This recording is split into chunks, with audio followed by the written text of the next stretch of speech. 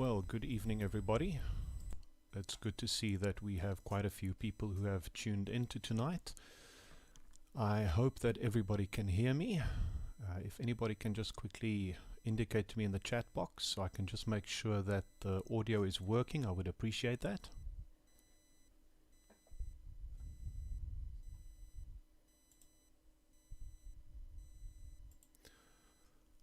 Thank you very much. Okay, well then, welcome everybody to this first time that I'm doing this, so I appreciate everybody tuning in. As I've said with our letter, due to our current situation, we can't get together at school, so I'm glad to see quite a few people who've tuned in tonight. So, good evening, ladies and gentlemen. I'm going to try and run through this as quickly as possible so I don't waste your time. And if you have any questions, you are welcome to add them to the chat box. I'll try to get to them as I go along. If not, there is a little option at the end and we can have a chat there. So, tonight is all about subject choices, and I'm glad to see so many people tuning in because this is such an important part of what you will be doing grade 9s within the next 2 weeks. The choices you make tonight are going to have an impact for the rest of your life. So please listen carefully, think about your choices before you make them. I'm going to show you this little slideshow that I have going on here instead of seeing my face. I'm sure you don't need to see that. So let's stick to the things that are actually important. And I'm going to start with just saying that there is so much information available online these days, and not just online but from universities, and I want to take this opportunity just to tell you that when you choose your subjects, please make a choice into a field of study, not a specific career. So what I mean by that, if you want to become a surgeon, for example, go into the field of medicine. This means that you have slightly more breathing space once you get there. 'n belangrike ding is ook, as jy vakke kies vakke in 'n rigting waarin jy belangstel. En maak seker dat jy weet wat die rigting is, en dit is iets wat vir my baie moeilik is om vir almal te verduidelik, en dit is iets wat jy maar op jouself moet gaan soek. As 'n voorbeeld, so 'n paar jaar terug het 'n graad 9 kind na my toe gekom vir 'n bietjie inligting, en ek vra toe vir hom, maar jy weet, wat wil jy gaan doen na skool? En hy sê toe vir my, nee, hy wil gaan huise teken. En ek sê toe vir hom, okay, so jy wil 'n argitek word? En toe sê hy, nee, hy wil gaan huise teken. En dit was vir my nogals 'n interessante een, want wat dit vir my basies beteken het, is dat die jong man nie geweet het, dit is wat 'n argitek doen nie. So my voorstel op hierdie stadium is baie belangrik. Maak seker dat jy weet in watter rigting jy wil ingaan. Gaan kyk wat is beskikbaar, voordat jy jou vakke kies. While you're thinking about that, I think it's also very important that you be realistic about things like, for example, maths. I said this to the grade 9 classes as I handed out the papers. If you get less than 50% for maths, be realistic. Maths in grade 9 is still relatively easy. That's quite a big jump to grade 10, so reconsider taking maths. And I'm going to talk more about maths and maths lit slightly later on. Remember that you are choosing subjects now in a very interesting time, because I've researched quite a lot about this, and people reckon that professions that you are choosing subjects for now, they don't exist yet. They're still on their way. More professions are evolving every single day. Some researchers reckon that the average 18-year-old today will have up to 8 different jobs before retiring at the age of 65. That's not working for 8 different companies. That's 8 different jobs. So if you have a field of study, that kind of helps you because you can stay in that field and just go to a different job. So let's just, before we go on to the next section, let's just have a look at your options right now. Right now you have 2 options. The Department of Education says that grade 9 is your first exit point from the school system. So at the age of 16, students are allowed to leave the educational system. These learners can attend occupational schools, FET colleges, apprenticeships, etc. The second option is the one that we're going to focus on tonight, and that is, as jou kind besluit om graad 10 toe te gaan, volg hy of sy 'n akademiese roete. Die doel daarvan is om dus op te eindig met 'n matrieksertifikaat, 'n nasionale senior sertifikaat, en dan natuurlik die opsie om na 'n tersiêre instansie te gaan, soos byvoorbeeld universiteit of iets in daai lyn. The first option is kind of an interesting one because many people immediately say, no, there's no ways. But the thing is that we still need people who are in occupations. That is very, very important. We need plumbers. We need mechanics. We need carpenters. And interesting that especially in Europe, these people are actually highly sought after because we don't get them as much as we used to. So keep that in mind. It is a possibility. But for tonight, we are going to focus on going to grade 10 and following an academic route. So, kom ons kyk gou net bietjie na die proses van hier af. Waar gaan ons van hier af? Nou, heel eerstens, graad 9. Wat wil ek word? Watter beroepsrigting wil ek volg? En dit is iets wat ek ongelukkig nie vir jou kan sê nie. Dit is iets wat jy self moet besluit. Sodra jy dit weet, dan moet jy begin kyk, watter vakke het ek nodig? Watter vakke kan my help? Ons gaan kyk bietjie later. Party vakke moet jy hê. Party vakke is wat hulle sal noem nice to haves. Begin dink aan watter punte of simbole jy nodig het om te kwalifiseer. You need to keep in mind that many directions that you want to go and study in, even if you have maths, even if you have physical sciences, that by itself is not enough. You might have to have a minimum of 70%, a minimum of 80%, and even then they might only take the top 20 applicants, for example. So if you want to go into certain special directions, you need to make sure that your marks are at the best they possibly can be. In grade 10, you're going to start working very hard. Lay the basis for the next 3 years. Keep in touch with new developments and regulations in my field of study. We've had this. I've actually had a situation this year where a grade 10 student had to change subjects because due to new regulations, they had to have a different subject by the time they finish matric. So keep on top of that. Ensure that your marks are kept at that level that you need. If needed, make final subject changes by the start of term 2, and we'll chat again about that a little bit later on. Grade 11, at this stage, you know what you want to go and study. Now we have to go and decide, where do I want to study? And then, are my marks good enough for entry to my chosen field of study? Again, having maths doesn't help you much if you only barely pass it every term. Then it's a problem. Apply at your chosen institution, end of grade 11, extremely important, that part. And then grade 12, ensure that my marks are kept at a point where I will qualify.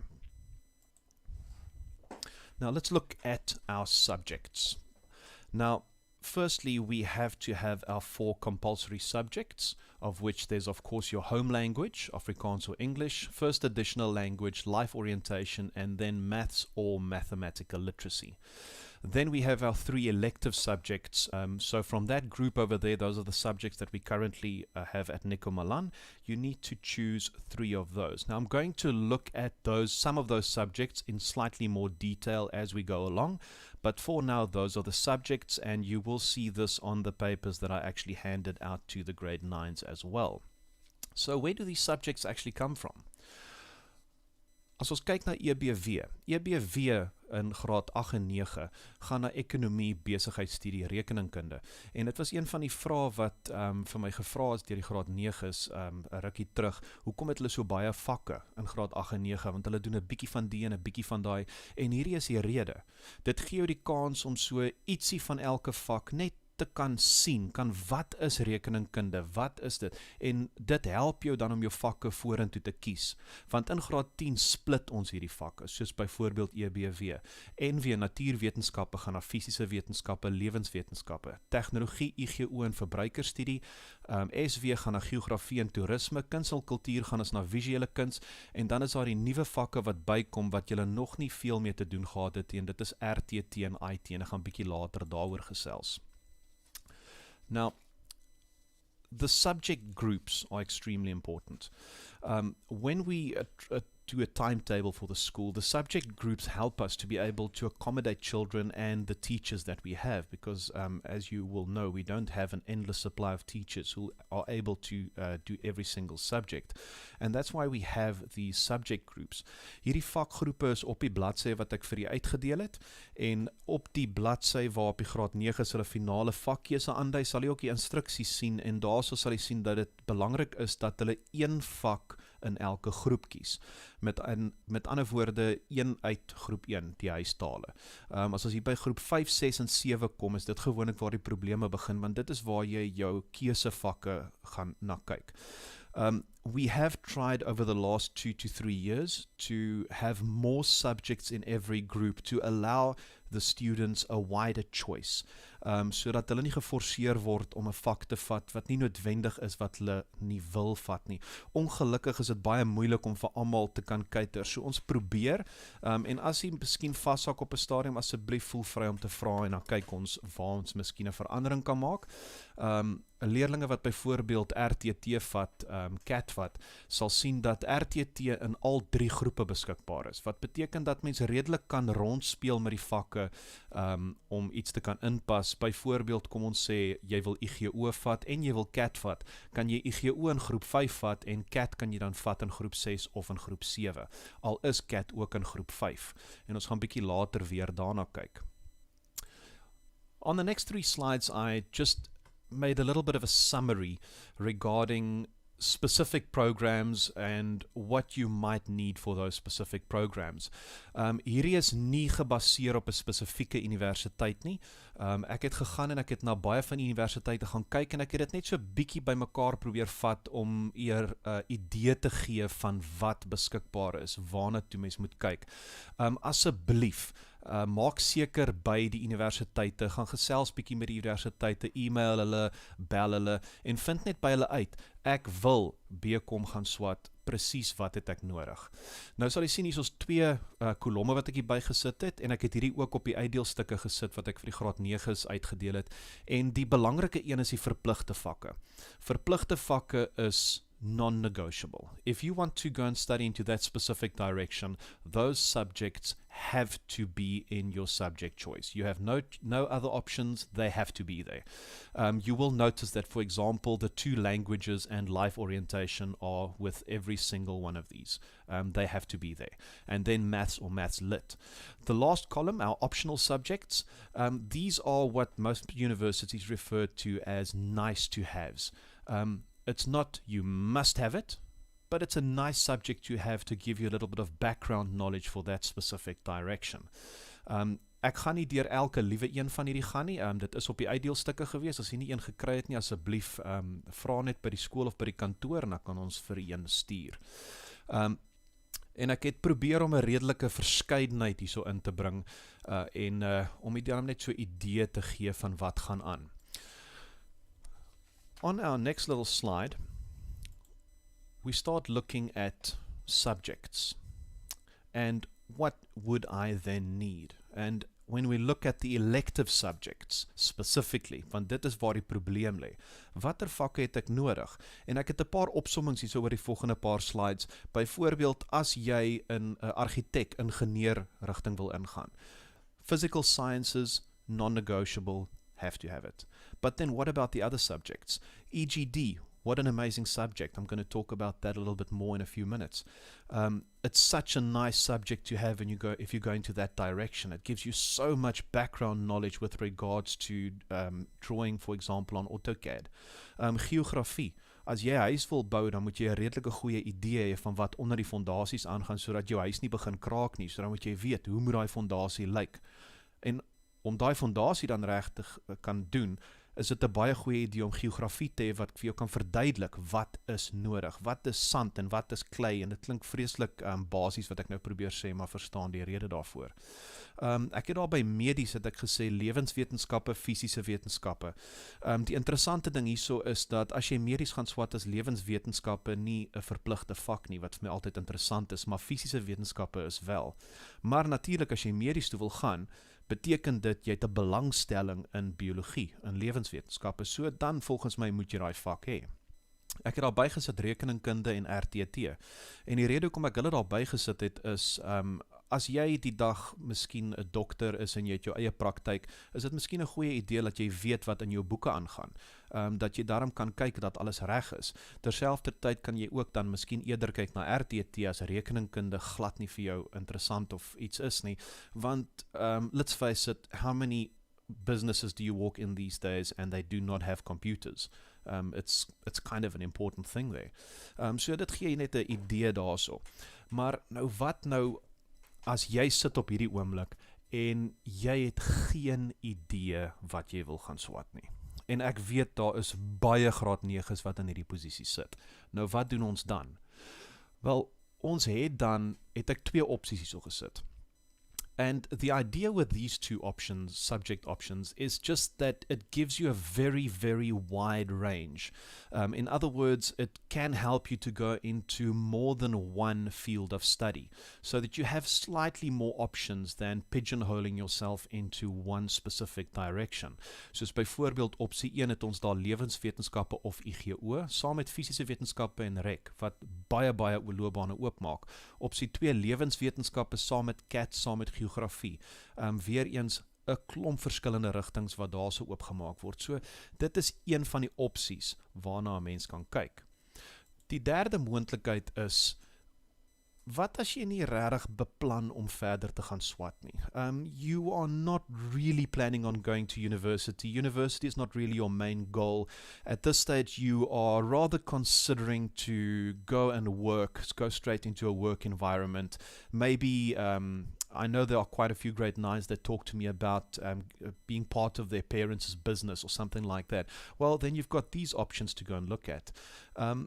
Not everybody is an academic giant. Let's face that. Not everybody is somebody who'll sit behind their books and get 95% and that's all they do. And this gives you a little bit of an option. Does this totally negate university? Not at all. But it does drastically reduce the directions you can go. So dis opsies. En dan het ek ook al onderby geskryf dat hierdie 3 opsies gaan gewoonlik gepaard gaan met wiskunde geletterdheid. En ons gaan, soos ek gesê, ons gaan bietjie later gou-gou bietjie daaroor gesels, dat jy 'n beter idee het van die verskil tussen dit. En ek dink ons moet gou-gou so bietjie daarna kyk. Kom ons kyk net eers na wiskunde en wiskundige geletterdheid, en ek gaan nie hierso op verskriklike tegniese terme ingaan en punt vir punt verskille hierso sit nie. Ek wil hier net 'n idee hierso gee. En wat ek altyd vir ouers hier verduidelik is dat toe ons op skool was, het hulle vir ons wiskunde gedoen en ons het al hierdie goed geleer van wiskunde en simpel goed soos persentasies uitwerk en al dit, maar hulle het nie regtig altyd vir ons gewys hoe om dit toe te pas nie. En dit is waar wiskundige geletterdheid vir my 'n ongelooflike belangrike vak is. Want dit gee ons die wiskundige agtergrond, maar hulle wys ook daarso hoe om byvoorbeeld 'n huispaaiement uit te werk, hoe om 'n karpaaiement uit te werk. En dit is vir my belangrik in vandag se lewe vir iemand wat nie noodwendig in 'n wiskundige rigting ingaan nie. Een belangrike ding wat ek hierso wil sê is, en ek het dit aan die begin gesê, wiskunde is nie vir almal nie. Let's face it, some people are not mathematical people, en dit is ongelukkige feit.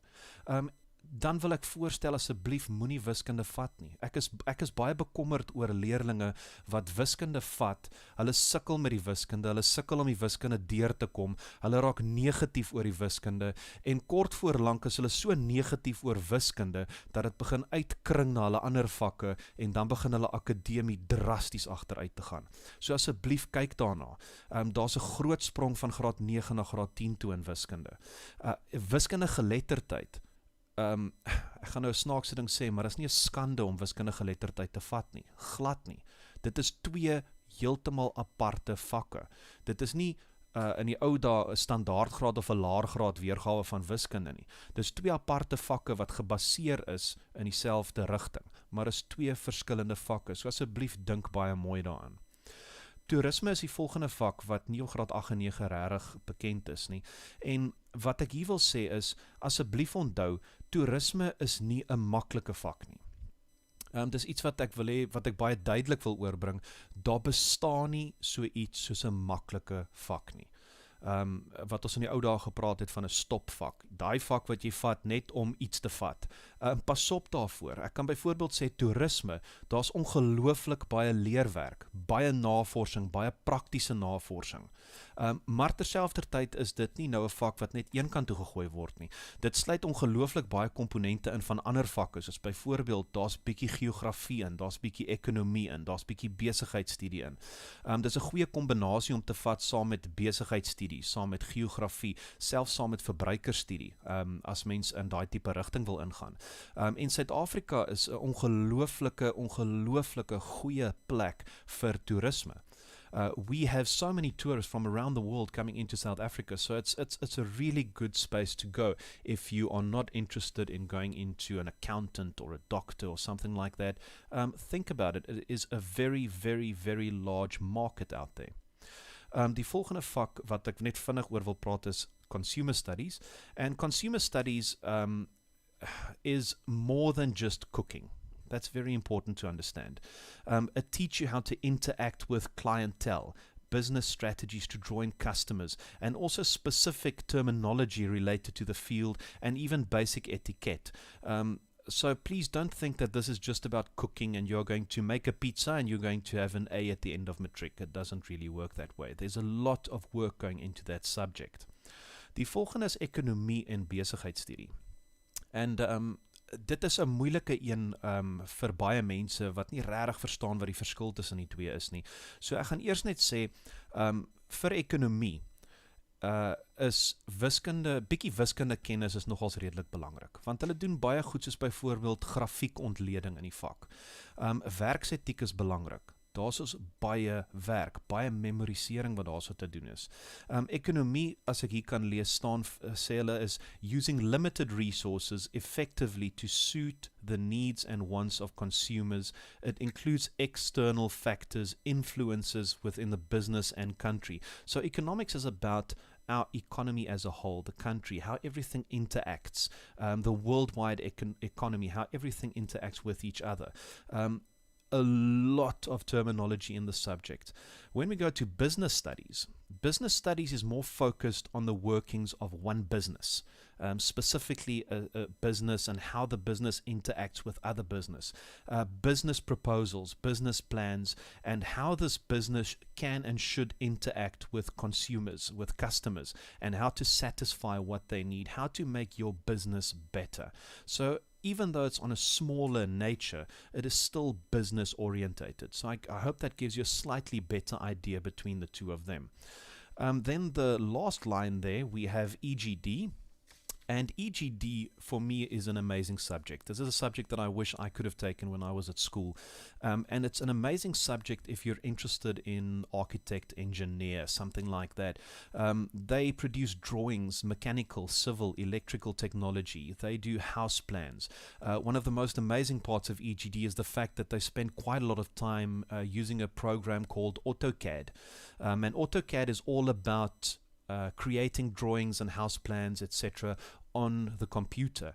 And this is amazing. A few years ago, I talked about this at a meeting, and one of the parents said that they had to go and do some or other training with regards to AutoCAD, and it cost him like 8 or 12,000 rand to go and do this relatively short course. And the program itself is also very expensive. Now, we have that at school. We have a teacher who is very good at AutoCAD and drawings. So it's an amazing subject to have if you're interested in that direction. Dan gaan ons oorgaan na CAT and IT. And CAT and IT is my personal wheelhouse. These are the subjects that I'm involved in.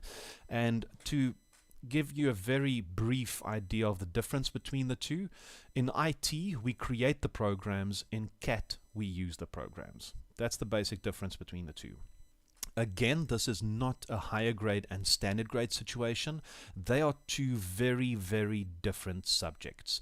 There's a slight overlap with regards to theory between the two subjects, but with the practical content in the subject, they are very, very different. In CAT, we focus on what we call an end user experience. In other words, we look at using programs like Word and Excel and PowerPoint and Access, how to interact with those programs, how to use the programs with each other. We look at how these programs are used in businesses. And we also do a little bit of website designing with HTML in grade 11, which is quite nice to give you a little bit of a programming experience without going deeply into programming. IT itself is information technology. IT is a difficult subject. I'm not going to lie to you. It is not an easy subject. In IT, I teach you how to program a computer. This is like learning a new language, quite literally. They call it a programming language for a reason. This is like deciding to take French as a 16-year-old. Not impossible. We have nice big groups for the last 2 or 3 years, and they are enjoying the subject immensely. It is a very satisfying subject, but as with maths and EGD, please keep in mind that for IT, you need to put in your hours. It is not a subject that you're going to do a little bit at school, forget about it for the rest of the day, and expect an A at the end of the year. That is not going to happen. You will have to put in your time. The other thing that I will recommend, especially in the times we are right now with the pandemic hitting us, with schools closing, one of the major stumbling blocks we had with CAT and IT is that many students don't have computers at home. Now, I want to recommend that for CAT, you have access to a computer. If you don't have a computer yourself, just have access to a computer so that you can go and practice on there. We do have a lot of computers at school. The centers are usually open during breaks. During this time we don't open due to sanitization rules, but usually the centers are open for students to work there as well, and we also open the centers in the afternoons, many afternoons, so kids can work there as well. For IT, it is compulsory to have a computer. That is non-negotiable. For IT, as I said, it's a language that you learn, and as with any language, if you don't use it, you are going to struggle with it. I will provide the software that you need, which it's a programming language called Delphi. We have an account with Embarcadero, the company who distributes the software, and I install that. The students get that as part of the package, no extra costs involved in any of these subjects, so that they can work at home, which was very nice now during the lockdown period, because I could actually keep on teaching the IT students because they all had computers and they could all actually go on. So please keep that in mind. Now, with all of these subjects, and basically every single subject, there's something that is very important, and I want to underline that, and that is that you have to have a work ethic. And I am worried about this. I am worried about students not really putting in the hours anymore, and that is important. This is an academic school. This is an academic direction that you're going.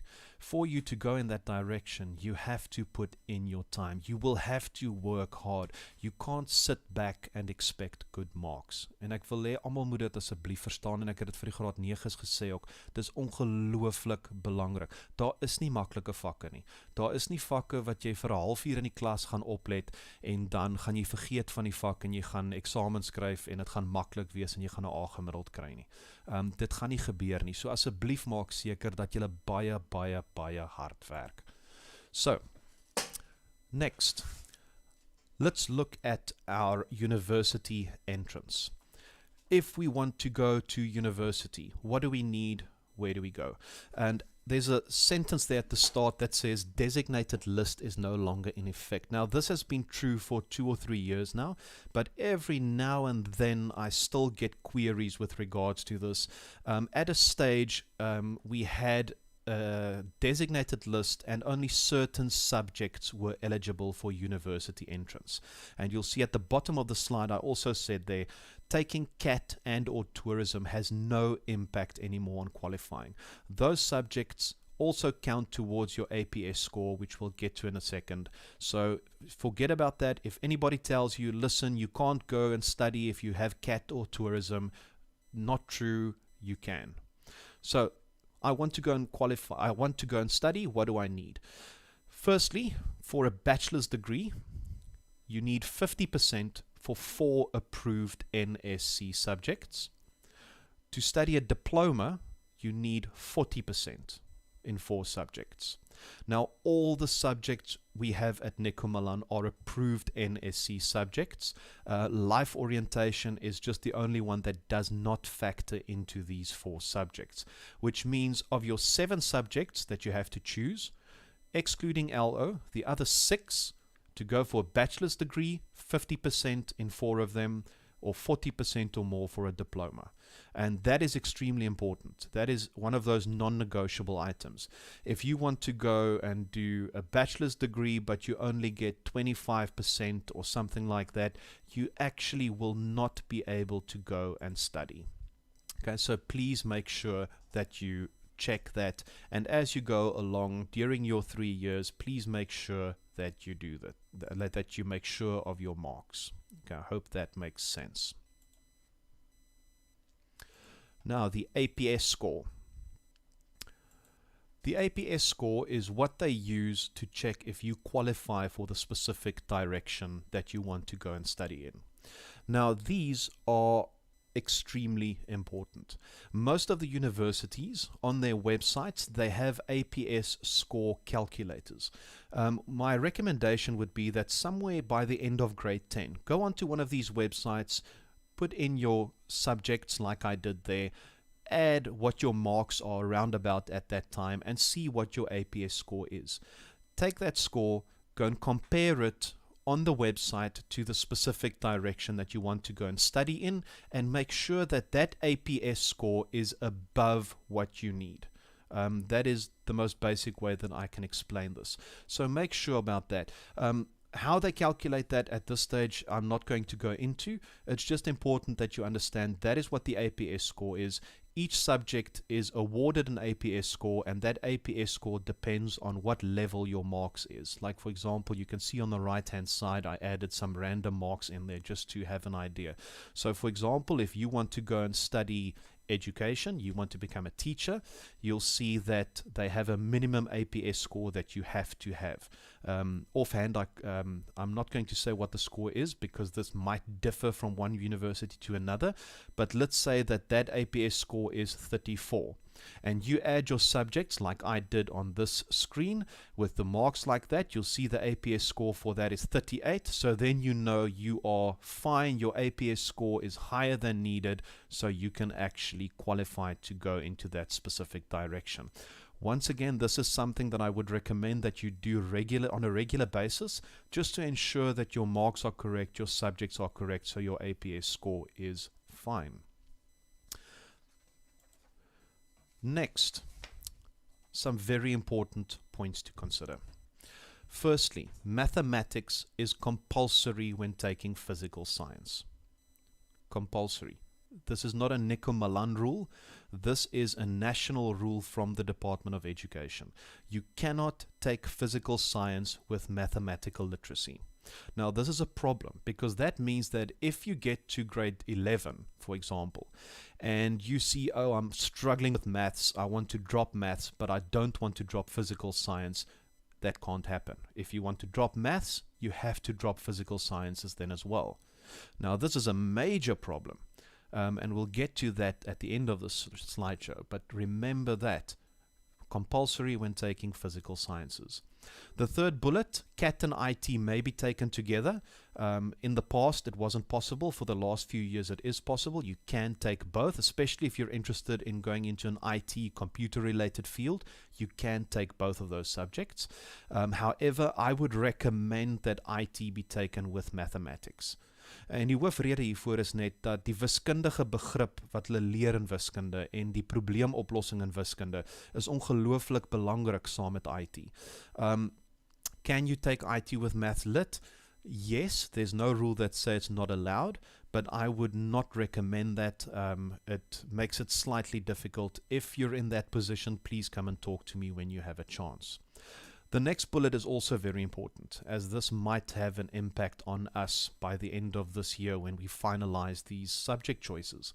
If less than 10 students choose a subject in a group, the subject might not be offered in that specific group, and the subject might not be offered at all. This is a problem, as we can't have classes with 1 or 2 students in the class. That is a problem, so please keep that in mind. As dit sou gebeur, dan sal ek met daai betrokke studente praat, ek sal hulle eenkant roep, ek sal met hulle gesels, en ons sal kyk wat ons kan doen. As dit 'n vak is soos byvoorbeeld CAT, rekenaar toepassingstegnologie, en in groep 5 is daar net 3 kinders, maar in groep 6 en 7 is daar 30 in elke groep, dan gesels ek met daai 3, en ons kyk of ons hulle vakke net so kan ruil, sodat hulle nie ander vakke hoef te vat nie, maar ons ruil die groepe net, sodat ons niemand meer in daai groep het nie, maar ek akkommodeer hulle net op 'n ander manier in die vakkeuses. Dis een van die redes hoekom ons so baie vakke in meer as een groep het. So hou dit net asseblief in gedagte. Hierdie kan ek ongelukkig nie sê totdat ek nie al die vakkeuses op my tafel het en ek al die vakke kan bymekaar tel en kan kyk waar die getalle opeindig nie, maar ons sal voor die einde van die jaar met hierdie leerlinge praat as daar so 'n probleem is. Volgende punt, vir visuele kuns, IGO en IT, sowel as verbruikerstudie, wat nie nou daarin is nie, maar verbruikerstudie ook, is daar so beperkte spasie. Wat beteken daar gaan sifting plaasvind? As ons byvoorbeeld, as ek byvoorbeeld IT as 'n kan vat daarso, in IT kan ek nie meer as 20 leerlinge op 'n slag akkommodeer nie. So wat ek dan doen is, ek gaan voor die einde van, voordat ons al die goeders afhandel, gaan ek die IT-oukies wat IT wil vat in graad 9, gaan ek bymekaar kry. Ons gaan so 3, 4, miskien 5 klasse in die namiddag hê. Ek gaan hulle so bietjie basiese programmering leer. Ons gaan 'n toets skryf, en tussen daai toets en hoe hulle reageer in die klas, sal ek kan sê, hoorie, ek dink nie jy moet IT vat nie. Jy het nie heeltemal die probleemoplossingsbrein om dit te kan doen nie. Ek dink jy moet miskien eerder CAT vat. Wat nie 'n skande is nie. Soos ek sê, IT het 'n spesifieke tipe persoon nodig. Ek het kinders gehad wat 80-90% gemiddeld gehad het, reg deur graad 8, reg deur graad 9, reg deur graad 10. Hulle kon nie IT bo 40% kry nie, want hulle is net nie aangelê in daai spesifieke rigting nie. En ek wil probeer om, en dieselfde vir visuele kuns, dieselfde vir IGO en IT, ons wil net probeer om hierdie kinders voor die tyd te help met 'n regte vakkeuse, en nie dat hulle 6 maande of 'n jaar mors in die vak en dan 'n ander vak moet gaan vat en weer inhaal in daardie vakkie. So dis een van die redes vir die sifting. Die ander probleem is ook in IGO en IT en visuele kuns en verbruikerstudie het ons net een personeellid wat daai vak aanbied, so ons het net een klas. Byvoorbeeld in verbruikerstudie het ons net soveel stowe, so ons kan nie meer as, ek dink 30 kinders vat in daai klas nie. En dis hoekom ons sifting daarso moet doen, ongelukkig. So asseblief hou dit in gedagte. Ons sal nie net iemand wegjaag nie, dis nie waaroor dit gaan nie, maar ons gaan deurgaan en deur 'n siftingsproses gaan, sodat ons dit op 'n ordentlike basis kan besluit wie die vak neem en wie nie die vak vat nie. Vakveranderinge is die volgende een. En hierdie kan ek vir u sê is 'n baie groot probleem op hierdie stadium. Die departement van onderwys wil nie regtig hê dat kinders vakke ruil nie. En ek verstaan hulle redenasie daaroor. Want soos wat ek nou net gesê het, every time you change a subject, you have to catch up on the work that you've lost in the subject that you are changing to. And this is quite a big issue. If you change, for example, from IT to geography at the end of grade 10, you've missed a whole year of geography. So more often than not, that what happens is the child moving from one subject to the other subject actually does worse in the new subject than the subject they left, because they have to catch up on all of this work.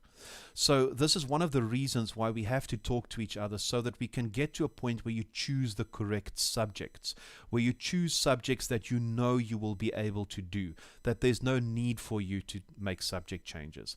Maar as jy 'n vakverandering moet doen, dan is daar so ons skedule. Hierdie vakveranderinge word deur die departement goedgekeur. Ons kan nie net 'n vakverandering doen intern nie, dit moet deur die departement goedgekeur word.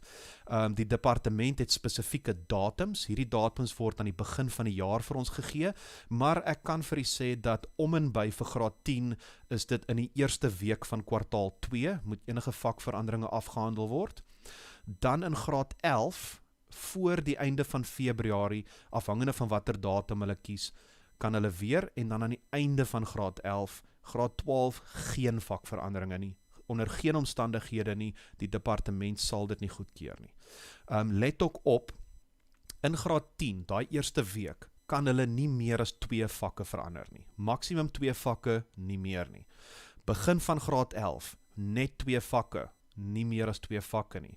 Einde van graad 11, net 1 vak vir ingang graad 12. Now remember what I said about physical science and maths. We've had problems in the past with students trying to push through with maths, even though they're struggling.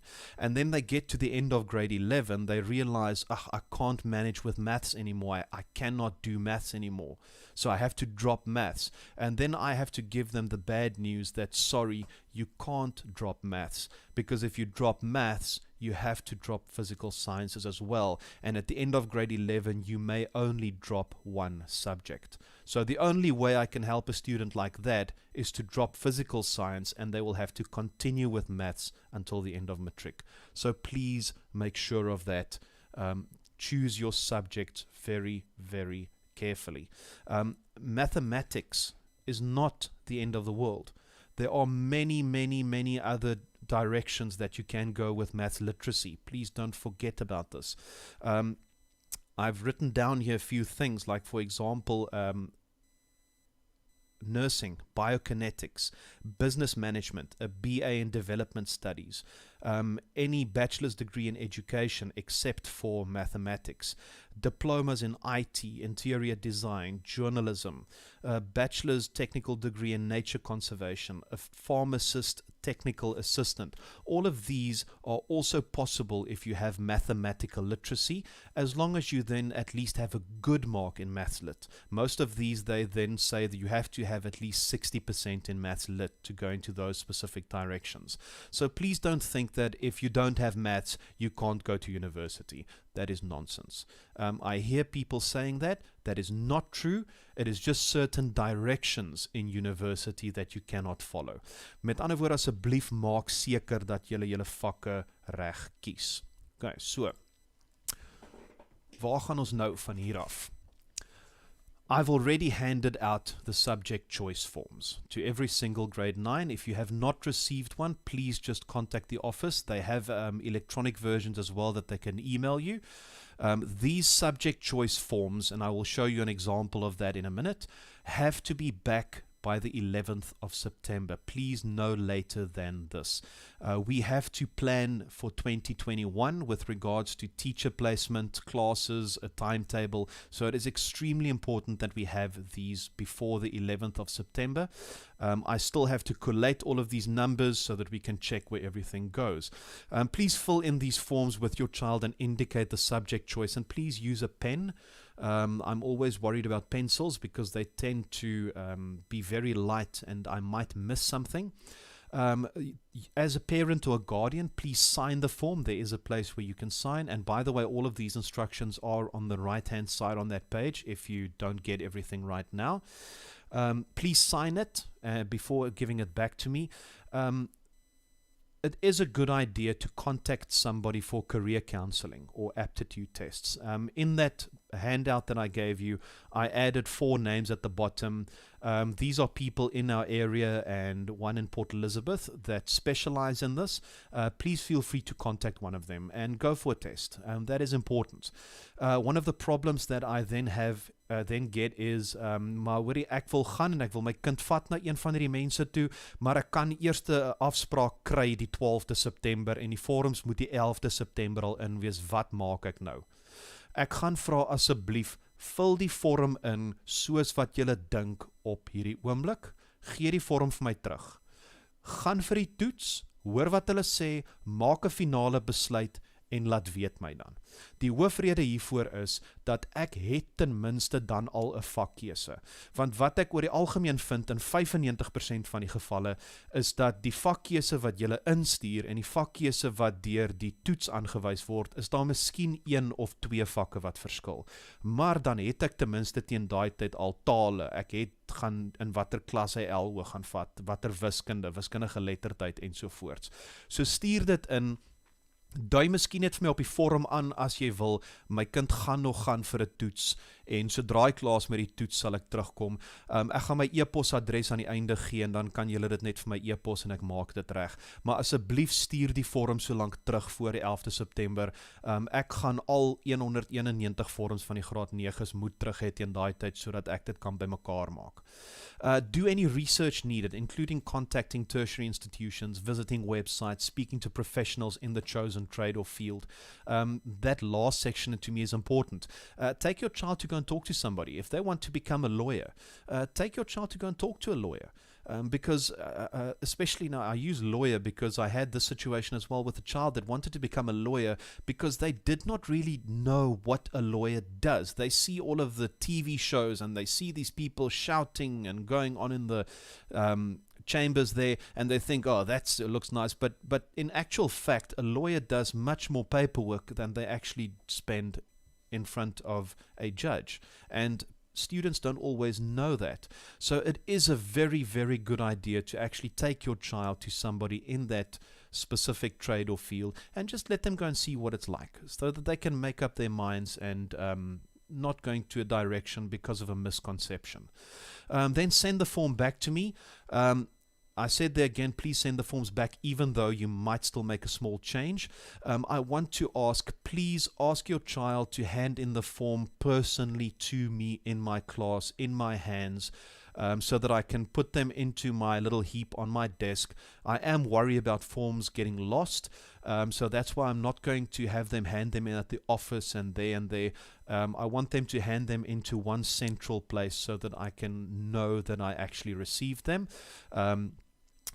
Between classes, just walk past my class, just give it to me in my hand, during break, before school, after school, doesn't matter. Find me, give it to me, and I'll put them into the rest. On the next slide, I just want to show you the subject choice forms, which I handed out. You will see that they are Afrikaans on the one side, English on the other side. Please fill in the side that your child will be taught in the language of teaching. So if your child is going to receive the subjects in English, please fill in the English side. As jou kind in Afrikaans onderrig gaan kry, asseblief vul die Afrikaanse kant in. Dit maak dit makliker vir my, sodat ek nie per ongeluk die kind by 'n Engelse klas indeel in plaas van 'n Afrikaanse klas nie. Ek het die vakkeuse vorm opgedeel in blokke, in die 7 vakgroepe, en al wat ek dan net wil hê is, asseblief, maak 'n kruisie langs die vak. In gevalle soos byvoorbeeld, ek gaan weer terug na die vakke wat in meer as een groep is, soos byvoorbeeld CAT. As die kind CAT en besigheidsstudie wil vat byvoorbeeld, hulle is in meer as een groep. Kies hom net in enige een van die groepe. Dit maak nie saak in watter groep nie. Ek sal hulle rondskuif om die klasse te balanseer indien nodig. Die belangrike is dat ek weet die kind wil CAT en besigheidsstudie vat. Dis die belangrike een op hierdie stadium. En dan daai vorm terug na my toe so gou as moontlik. Baie dankie vir die tyd. Ek hoop dit was darm die moeite werd gewees om bietjie te luister. Ek het beloof om in minder as 'n uur klaar te maak, en ek sien ons maak dit darm redelik gemaklik. My e-posadres is daar op die skerm, asseblief. Feel free to email me on that email address if you have any questions. You can email the school as well. Please just keep in mind that I usually get quite a lot of emails and quite a lot of people asking questions. So if it does take me a day or two to get back to you, just please understand it will take me a while. I can't get back to you during the day because then I'm teaching, so I can only get to these emails after 2 in the afternoons. So please email me on that. I'll try and get back to you with everything. If necessary, you are more than welcome to contact the office and make an appointment sometime after 2 p.m. in the afternoons. Ek sal probeer om julle te kan help daarso. En in die meanwhile, baie dankie dat jy ingeskakel het. Goodbye, good luck with your subject choices, and good night.